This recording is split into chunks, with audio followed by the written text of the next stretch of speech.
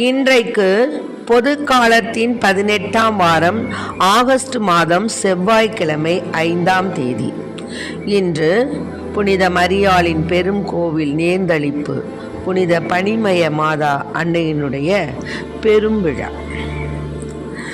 இன்று தேவன் நமக்கு தரும் ஜீவநீர் ஊற்றான இறை வார்த்தைகள் புனித மத்தேயு எழுதிய நற்செய்தி இயல் 14 இறை வார்த்தைகள் 22 36 முடிய.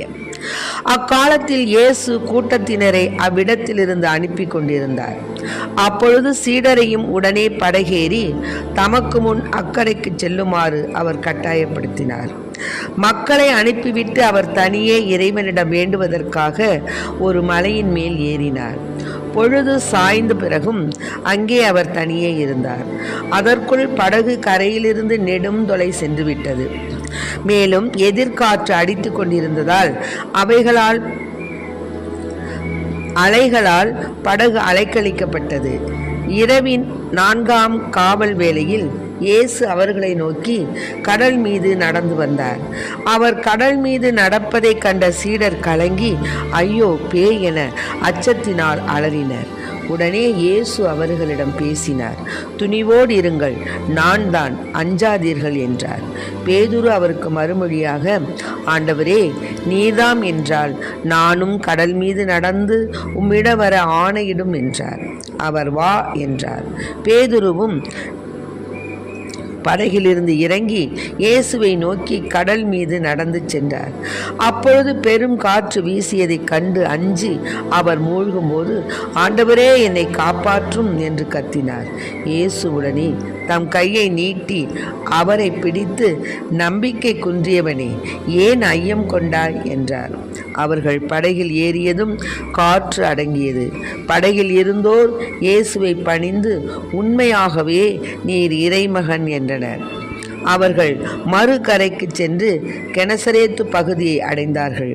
இயேசுவை யாரென்று அறிந்துணர்ந்த அவ்விடத்து மக்கள் சுற்றுப்புறமெங்கும் ஆள் அனுப்பி எல்லா நோயாளர்களையும் அவரிடம் கொண்டு வந்தனர். அவரது மேலுடையின் ஓரத்தையாவது அவர்கள் தொட அனுமதிக்குமாறு அவரை வேண்டினர். தொட்டவர் யாவரும் நலமடைந்தனர். ஆண்டவரின் அருள்வாக்கு. கிறிஸ்துவே மக்கு புகழ். குறையாத அன்பு கடல் போல வந்து நிறைவாக என்னில் அலை மோதுதே. அந்த அலை மீது இயேசு அசைந்தாடி வரவே பல கோடி கீதம் உருவாகுதே.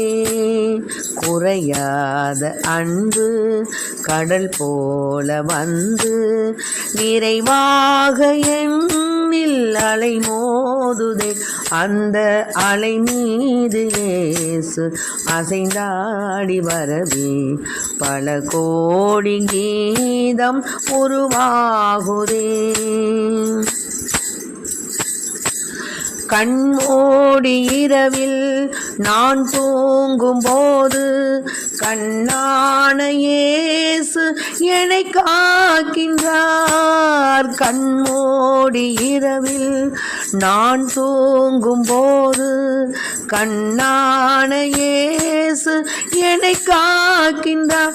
உன்னை எண்ணாத என்னை எந்நாளும் எண்ணி மண் மீது வாழ வழி செய்கிறார். ஆ ஆ ஆ ஆ நான் மண் மீது வாழ வழி செய்கிறார். குறையாத அன்பு கடல் போல வந்து நிறைவாக என்னில் அலை மோதுதே. அந்த அலை மீது இயேசு அசைந்தாடி வரவே பல கோடி கீதம் உருவாகுதே.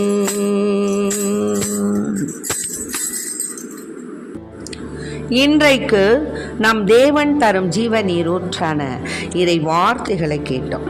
அதாவது நம் வாழ்வின் நம்பிக்கையை தொடங்குபவர் யார்? இயேசுதான். வழி நடத்துபவர் யாரு? இயேசுதான். நம்பிக்கையை நிறைவு செய்பவர் யாரு? இயேசுதான். அதனால் அவர் மீது தான் நம்முடைய கண்களை வைக்கணுமே தவிர நாம் வேறு எதிலையும் கை வைக்கக்கூடாது அப்படின்னு எபிரேய திருமுக ஆசிரியருடைய அழைப்பாக இது கருதப்படுகிறது.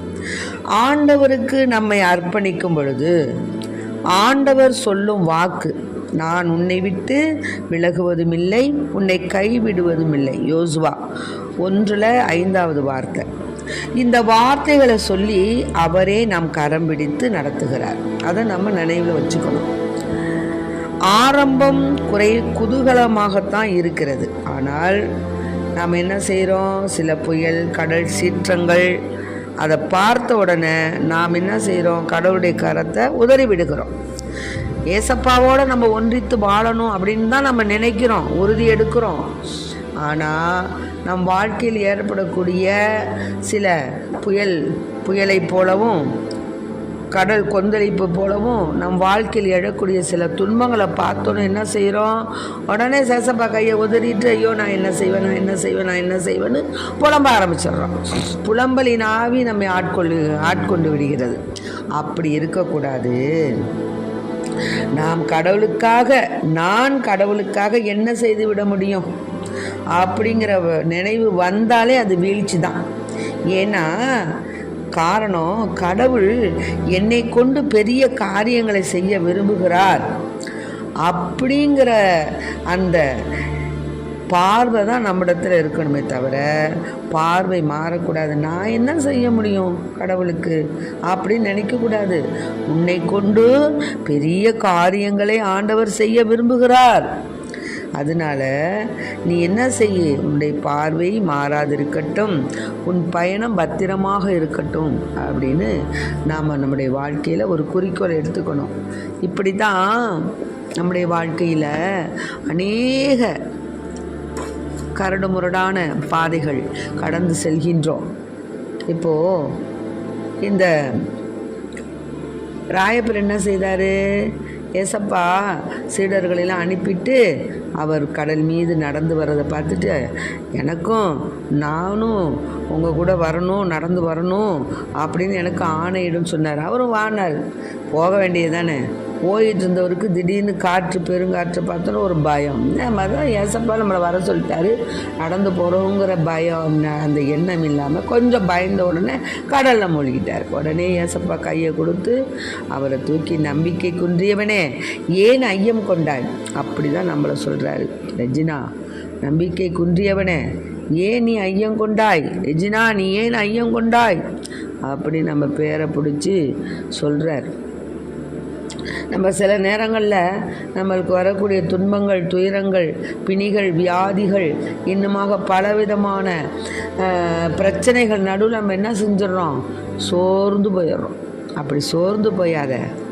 நம்ம பேரை சொல்கிறாரு, நம்பிக்கை கொண்டவனே ஏப்பா உனக்கு ஐயம்? நான் இருக்கிறேன்லவா, உண்மையாகவே இறைமகன் உன்னோடு நான் இருக்கிறேன் என்பதை நீ உணரவில்லையா? ராயப்பர் அச்சம் கொண்டார். முதல்ல நடந்து வந்தார், அச்சம் கொண்டோன்னா விழுந்துட்டார் உள்ளார். அது மாதிரி தான் நாமளும். அதனால தேவன் நம்மோடு இருக்கிறார்ப்பா. என்ன நடந்தால் என்ன, எது நடந்தால் என்ன, ஆண்டவர் நம்மை காப்பாற்றுவார் அப்படிங்கிற ஒரு எண்ணம் நம்ம மனசில் இருக்கணுமே தவிர நம்ம பயப்படக்கூடாது, அச்சம் கொள்ளக்கூடாது. அதனால் ஏசப்பா எந்த அலைகள் வந்தால் என்ன, எந்த கவலை வந்தால் என்ன, தேவன் நம்முடன் இருக்கிறார், நம்மை காப்பாற்றுவார், நம் பிள்ளைகளை காப்பாற்றுவார், நம் வறுமையை போக்குவார், நம் பிணிகளை போக்குவார், நமக்கு வரக்கூடிய பிரச்சனைகள் எல்லாம் தீர்த்து விடுவார் என்ற அந்த உயர்ந்த நம்பிக்கையோடு நாம் இறைவனை மன்றாட வரம் கேட்போம். ஆமென். Praise the lord. மரியே வாழ்க. இயேசுவுக்கு புகழ். இயேசுவுக்கு நன்றி.